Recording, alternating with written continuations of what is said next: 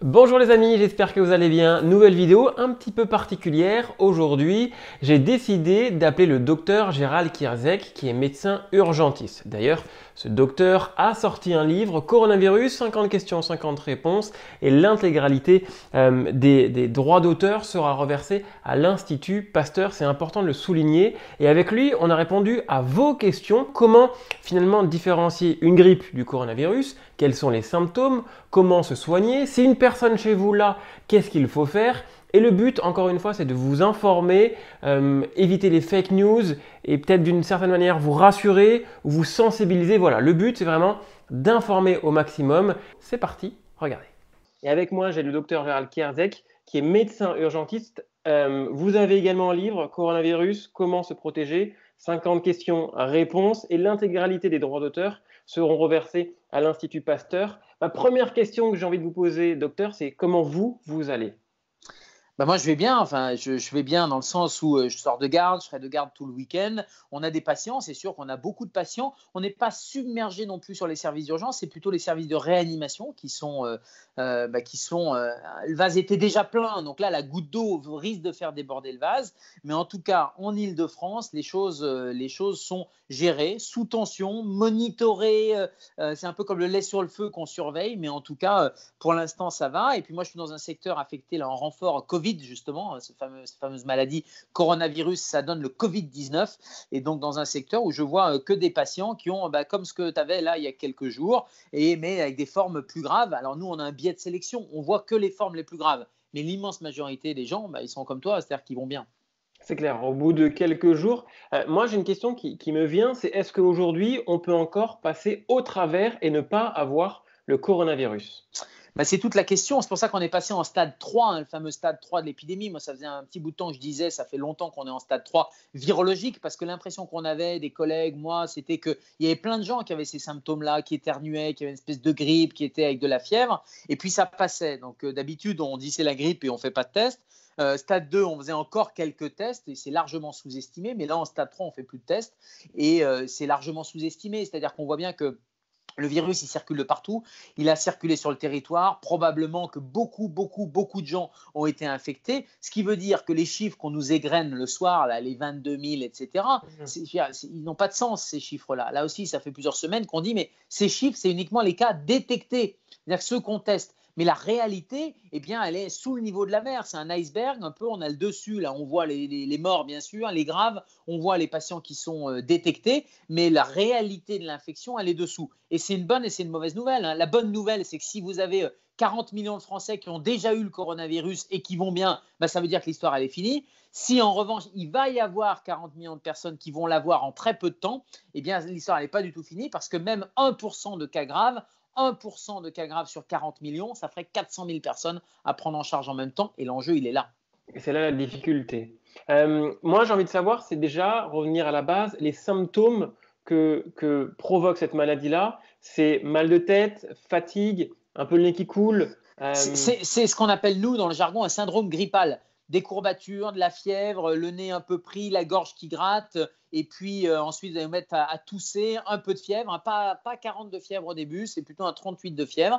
Et puis il y a une évolution qu'on commence à bien connaître qui est en plusieurs phases. Donc on a ces symptômes, puis après ça redescend, ça va mieux pendant quelques jours. 5e, 6e jour, apparition de 2 symptômes nouveaux, le nez et la gorge, le palais. C'est-à-dire qu'on a une anosmie, on sent plus les odeurs, l'impression d'une perte d'odorat et la perte de goût, la dysgeusie, qui est une perte de goût, là aussi, qui est assez caractéristique. Donc maintenant, au 5e, 6e jour, quand quelqu'un a ça, on sait qu'il a le coronavirus. Et puis, ça peut s'accompagner de maux de tête, de toux, et vous allez avoir de la fièvre qui va monter aussi progressivement. Ça, c'est 5e, 6e jour. Ça dure une dizaine de jours au total, et puis dans l'immense majorité des cas, ça passe comme c'était venu, et ça part comme c'était venu. Et c'est uniquement dans un très faible pourcentage de cas, quand on est fragilisé, quand on est âgé, etc., où là, ça peut faire des ravages.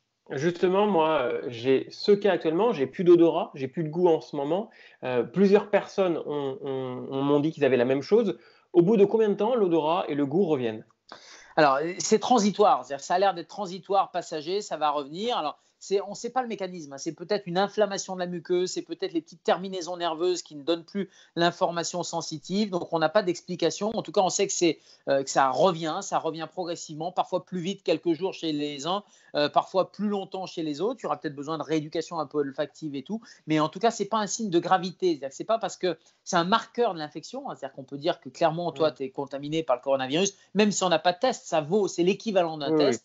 Mais en revanche, ce n'est pas un signe de gravité. En tout cas, pas de panique. Appelle pas le 15, par exemple, pour ça. C'est exactement. On appelle le 15 uniquement si on a des problèmes respiratoires. Exactement. On n'arrive pas à respirer. On a une fréquence respiratoire. J'arrive pas à avoir de l'oxygène. J'arrive pas à attraper l'air. On a des douleurs à la poitrine. On a une fièvre très élevée. Bref, ça va absolument pas. C'est bien au-delà d'une simple grippe. Quand j'avais les premiers symptômes, tu parles de grippe. Moi, j'ai eu la grippe il y a 3 semaines. Ensuite, j'ai enchaîné avec tous les symptômes du coronavirus. Des gens m'ont dit, mais ça se trouve, tu as une simple grippe. Comment on peut finalement savoir si j'ai une grippe ou le coronavirus? Le seul moyen de faire la différence, ça serait de faire un test de la grippe, hein, un prélèvement nasal. On teste grippe A en particulier, qui est une grippe qui est un peu cognée. Et chaque année, on peut mourir de la grippe, hein, qu'on soit jeune, vieux, ça pose pas de problème. Malheureusement, la grippe, ça tue. Et on fait en même temps le test du coronavirus. Le problème, c'est que le test du coronavirus, il n'est pas très fiable. Hein. Il y a 40% de tests qui sont des faux négatifs. C'est-à-dire qu'on a le résultat qui revient, c'est négatif, sauf que c'est qu'on n'est pas allé on n'est pas allé assez profond dans le nez ou qu'on a fait le prélèvement trop tôt. Bref, on voit que le test, il n'est pas très fiable. Donc, pour répondre à ta question, peut-être qu'on ne saura jamais. Mais à la limite, ce n'est pas très grave parce que ce qui serait grave, c'est de passer à côté d'un diagnostic quand on a un traitement à faire. Mais là, comme on n'a pas de traitement et que les symptômes passent dans l'immense majorité des cas tout seul, ce n'est pas très grave qu'on ne sache pas. On va prendre une situation, si quelqu'un à la maison a tous les symptômes du coronavirus, qu'est-ce qu'il faut faire? Est-ce qu'il faut tout désinfecter, retirer les vêtements tous les jours et les laver tous les jours à la machine, les draps pareil, le mettre en quarantaine? Qu'est-ce qu'il faut faire? Les gestes adoptés? Comme quand tu as quelqu'un à la maison qui a la gastro, globalement, tu vas éviter d'avoir trop de contact, de l'embrasser, de lui faire des accolades, de partager ton assiette ou ton verre avec. Tu vas éviter que les brosses à dents se touchent dans la salle de bain dans le même verre. Oui, c'est des petites mesures barrières comme ça. Et là, on peut rajouter, puisque c'est un virus respiratoire, de mettre un masque. C'est-à-dire, pas pour la personne qui n'est pas malade, mais pour la personne qui est malade. C'est la personne qui est malade qui met un masque chirurgical et qui va protéger les autres. Ça va éviter qu'elle n'expectore des gouttelettes respiratoires, etc. Voilà, et puis c'est les mesures barrières, se laver les mains, bien sûr. L'histoire des vêtements, non, je crois qu'il ne faut pas tomber dans un délire non plus, même si le virus, il reste sur les surfaces, on va laver, on va désinfecter, mais on ne va pas aller tout stériliser, on ne va pas laver tous les vêtements, c'est complètement aberrant. En revanche, on va éviter de partager pendant la période où la personne est malade, on va éviter de prendre la même écharpe et de la mettre sous son nez. Ça paraît des gestes de bon sens. Si elle peut avoir une chambre un peu à part, elle se met à part, mais ce n'est pas un pestiféré non plus. Dans les cas bénins, combien de temps on met pour guérir du coronavirus? Une dizaine de jours? Oui, c'est une dizaine de jours. On sait que l'évolution, c'est période d'incubation entre 2 et 12 jours, hein, la période entre le moment où j'ai le virus et le moment où j'ai les symptômes. On peut être sans symptômes ou très peu de symptômes et quand même contaminant, et en moyenne, c'est 6 jours. Et puis après, il y a les symptômes qui évoluent, la fièvre, 6e jour, plutôt la perte de goût, et puis au bout de 10 jours, les choses rentrent dans l'ordre, ou malheureusement, elles s'aggravent dans un petit pourcentage de cas. Mais dans l'immense majorité des cas, allez, en 10, 14 jours, les choses sont réglées. Sur Instagram, on m'a posé ces 2 questions qui, je trouve, sont ultra intéressantes. Une fois guéri, est-ce que je peux l'avoir une deuxième fois? Et enfin, est-ce que je peux encore contaminer quelqu'un une fois que je guéris et donc que j'ai passé ces 10 jours-là? Alors, c'est pour ça que j'ai fait le bouquin, parce que c'était des questions-réponses où je voyais partout, et puis surtout des réponses qui étaient parfois à côté de la plaque. Alors, ce bouquin est disponible sur Amazon et sur toutes les exactement, en téléchargement. On peut avoir le coronavirus, théoriquement, on peut l'avoir qu'une fois, puisque quand vous avez le coronavirus, vous faites des anticorps, ces anticorps vous protègent. Mais, il y a des patients qui ont décrit une remontée du virus dans un deuxième temps. Un test qui était négatif, puis il est redevenu positif. Mais la question, c'est vraiment la fiabilité du test, parce que peut-être que le test qui a été fait, il a été mal fait, et donc du coup, ce test négatif, il n'était pas vraiment négatif, c'était un faux négatif, et peut-être qu'on avait encore le coronavirus. La deuxième hypothèse qui est émise, c'est que vous pourriez peut-être attraper une souche un peu différente du coronavirus. Donc on est protégé de la première souche, un peu comme quand on fait la grippe, début de saison on fait une grippe, fin de saison on en refait une deuxième parce que c'est une souche différente. Et troisième hypothèse pour expliquer qu'il y a une deuxième fois des symptômes, c'est l'évolution de la même maladie avec le même virus qui se planquerait un peu dans l'organisme, il va se cacher et puis à un moment donné il ressort, on ne sait pas bien pourquoi, mais tout ça on est en train de l'étudier de très près. Est-ce que du coup, tous les ans, il va y avoir le coronavirus, en plus de la grippe, de la gastro, du rhume? Est-ce que maintenant, l'hiver, il faut ajouter la petite case, entre guillemets, OK, eh ben, je peux aussi choper ce coronavirus. C'est ce qu'a dit ce matin Anthony Fauci, qui est un des grands immunologistes qui conseille Trump et d'autres présidents, les autres présidents des États-Unis. En fait, il a dit ça risque de devenir une maladie saisonnière. Il n'est pas le seul à dire ça. Plein d'épidémiologistes le disent, dans le sens où c'est un virus qui est le virus du rhume. Le coronavirus, on le connaît depuis des années, qu'il est en train de réapparaître dans l'hémisphère sud. Alors que dans l'hémisphère sud, c'est plutôt l'hiver, et on voit qu'il est en train, il y a une résurgence. Donc ça expliquerait peut-être qu'on est face à un virus saisonnier, et ça explique surtout qu'il faut se manier à trouver un vaccin, parce qu'il faudrait se vacciner, un peu comme la grippe. Chaque année, il y a une souche un peu différente, mais chaque année, on y a droit. J'ai beaucoup d'enfants qui me suivent sur Avec ta star. Beaucoup de parents et d'enfants m'ont écrit et ils me disent, est-ce que moi, enfant, je peux l'avoir? Oui, les enfants peuvent l'avoir, mais ils l'ont de manière moins grave et moins fréquente. Et ça, c'est la bonne nouvelle quand même. C'est essentiellement une maladie, et surtout sur les complications qui touchent plutôt les anciens, les aînés, nos grands-parents, et c'est eux qui sont très à risque. Mais les enfants, ils ont moins de charge virale, moins de quantité de virus. Ils l'attraperaient. Au début, on pensait en fait qu'ils étaient les transmetteurs. C'était eux qui étaient pas de symptômes, mais c'est eux qui baladaient un peu le virus.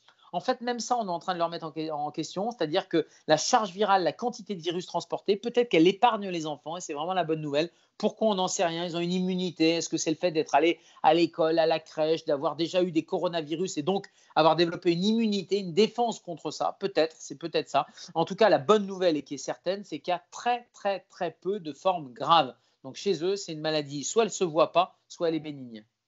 Voilà, si vous me regardez, si vous nous écoutez, rassurez-vous, parce que j'en ai reçu beaucoup, beaucoup de messages. On est le 26 mars, le pic, il est attendu pour quand? Le pic de la contamination? Le pic, j'en sais rien. Ce qu'on peut voir, c'est la courbe qui monte du nombre de cas et du nombre de cas graves. Et cette courbe, elle ne doit pas, si elle continue à monter, monter, monter comme ça, elle va atteindre la ligne de saturation des hôpitaux. Et donc, tout l'enjeu des stratégies comme ça de freinage, pour freiner la courbe, il ne faut pas qu'elle monte comme ça, mais on va essayer de l'infléchir, pour qu'elle reste toujours dessous les capacités, pour qu'on ait la capacité d'absorber, de traiter tous les malades. Et donc, on n'est pas au pic. On est à freiner la courbe. Et donc, si on arrive à freiner la courbe, tout se passera bien. Malheureusement, si ça continue à monter, c'est là où dans les hôpitaux, ça va être un peu compliqué à gérer.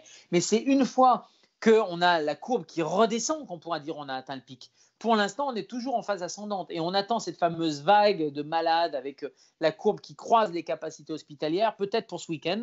En tout cas, c'était 8 jours de décalage par rapport à l'Italie. Maintenant, on est même plutôt à 10 jours. Et tout ça, c'est des projections. En vrai, on n'en sait rien. C'est-à-dire qu'on constate les choses, on voit le décalage avec l'Italie notamment, mais la réalité, c'est que le pic, on le saura après, que la réalité des cas, on le saura après. Et puis peut-être que si plein de Français, des millions et des millions, sont déjà contaminés, peut-être qu'on n'aura jamais. Encore deux, trois questions, docteur Kierzek, ensuite je vous laisse tranquille. Est-ce qu'on peut avoir des séquelles une fois qu'on l'a eu, au niveau Alors, des poumons, au niveau de la fatigue? non, les séquelles du coronavirus forme bénigne, il n'y en a pas. C'est un peu comme la grippe. Voilà, vous allez avoir le nez pendant quelques jours, pas de goût, pas d'odorat, etc. Mais enfin, globalement, la fatigue peut-être qui peut se prolonger. Mais enfin, a priori, il n'y a pas de séquelles. En revanche, là où il y a des séquelles, c'est sur les 1% de complications graves en réanimation avec des détresses respiratoires, des fibroses pulmonaires, c'est-à-dire des poumons qui vont être lésés, touchés à jamais. Et ça, c'est un vrai sujet parce que derrière, il faudra de la rééducation. Si vous passez le cap aigu de la réanimation, grâce à la réanimation, on arrive à sauver beaucoup de gens. Mais après, il y a de la rééducation, il y a des séquelles. C'est uniquement pour ces formes graves. Tu parles de réanimation, c'est un mot qui nous fait peur. Qu'est-ce que c'est que la réanimation? Est-ce qu'au contraire, il faut dire non, il ne faut pas le voir d'une manière horrible, c'est de dire ok, là c'est juste des machines qui vont t'aider. Qu'est-ce qui se passe finalement? Oui, alors il ne faut pas non plus banaliser. C'est-à-dire que 1% des gens vont avoir besoin de réanimation, c'est-à-dire que leur pronostic vital va être engagé. C'est-à-dire qu'il y a leurs organes, leurs poumons notamment, qui amèneront plus l'oxygène. Et donc, ça nécessite de la réanimation pour pouvoir amener de l'oxygène. C'est-à-dire que la pneumonie, l'infection des poumons qui va être par le virus de manière directe ou indirecte, parce qu'il y a parfois des bactéries qui s'y mettent. Mais bref, les poumons ne respirent plus tout seuls. Donc, il faut endormir les gens, leur mettre un tuyau pour qu'ils respirent, une machine. C'est tout le problème des ventilateurs et il faut en avoir suffisamment. Mais la réanimation, c'est parce que c'est grave et parce que le pronostic vital est engagé. Voilà, on risque de mourir, mais la réanimation, elle est là pour éviter justement qu'on meure et pour apporter l'oxygène. Et donc, cette réanimation-là, elle est indispensable. C'est des services, il y en a 12 000 si on veut faire large en France. Et donc, tout l'enjeu, c'est qu'il y ait moins de 12 000 malades au même moment qui arrivent. Parce que la réanimation, elle dure. Quand on rentre en réanimation, ça dure une vingtaine de jours. Dernière question, c'est est-ce qu'il faut prendre ce fameux médicament, la chloroquine? On sait qu'aux États-Unis, de manière préventive, un couple a pris la chloroquine. Ils sont aujourd'hui décédés. Il y en a qui m'envoient des messages. Est-ce que je dois le prendre? Je ne dois pas le prendre. Mais qu'est-ce qu'il faut faire, docteur? Non, on est 26 mars. Aujourd'hui, il n'y a pas suffisamment de preuves, de bénéfices pour dire on le prend. C'est-à-dire qu'il y a des risques. Nous, quand on donne un médicament, il y a toujours une balance bénéfice-risque. Quand il y a plus de bénéfices, on donne. Quand il y a plus de risques, on ne donne pas. Là, il n'y a rien de prouvé. Les essais cliniques sont en cours. On aura les résultats d'ici 10-15 jours. Ça serait extrêmement dangereux d'aller prendre ce médicament. Donc, ne vous précipitez pas en pharmacie. D'ailleurs, il y a un arrêté qui empêche d'en prendre. En plus, ce médicament, il est utilisé par d'autres malades qui en ont vraiment besoin, eux, pour autre chose que du coronavirus. Donc, il ne faut pas aller pomper et vider tout leur stock, parce que c'est des gens qui en ont besoin de manière vitale. Donc non, c'est un médicament qui n'est pas anodin, il y a des troubles cardiaques, on ne peut pas se permettre de dire prenez-le. C'est en médecine, on a un principe latin qui s'appelle primum non nocere, d'abord ne pas nuire.